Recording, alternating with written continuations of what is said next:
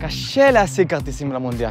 לפחות למקומות הטובים. לבעלי מוגבלויות דווקא אמור להיות קל יותר. בין אם אתה על כיסא גלגלים, בעל מגבלה מוטורית או מגבלת ראייה, אפילו עם מדד מסת הגוף שלך, ה-BMI, הוא מעל 35. לא סתם דווח בתקשורת הפרואנית על בחור שהעלה 25 קילוגרמים רק כדי להיות זכאי לכרטיס מיוחד. לי יש תעודת עיוור, אז חשבתי שאם קשה להשיג כרטיסים למשחקים, לפחות אני אוכל לקנות כרטיס לבעלי מוגבלויות. כי כמה כבר מגיעים? כשנכנסתי לאתר של פיפ"א להזמין כרטיסים, גיליתי שאין יותר, לאף משחק, חוץ מהמשחק של פולין סנגל.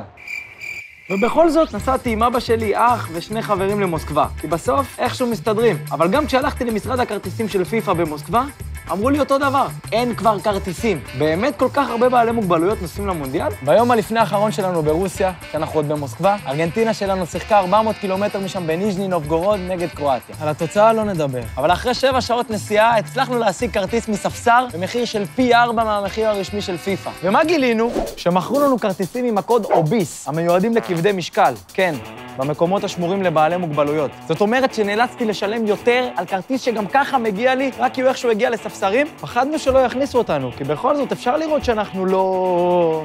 אבל אף אחד לא בדק בכלל מה כתוב על הכרטיס. כשנכנסנו והתיישבנו, ראינו עוד המון אנשים רזים במושבים לידינו. ובשורה מתחתנו, איפה שיש מושבים שנקראים Easy Access, זה מיועדים לבעלי מוגבלויות אחרות, ראינו שיושבים אנשים שכן, לא סובלים משום בעיה פיזית. השותף של הספסר ישב לידינו. הוא סיפר לנו שהם מוכרים כרטיסים כמעט לכל משחק, ושחצי מהם הם כרטיסים לבעלי מוגבלויות. איך הוא משיג אותם בלי להציג אישורים ומסמכים רפואיים? לא העזתי לשאול. בטח לא אחרי שהוא התחיל לבכות על ההפסד הצורב של ארגנטינה.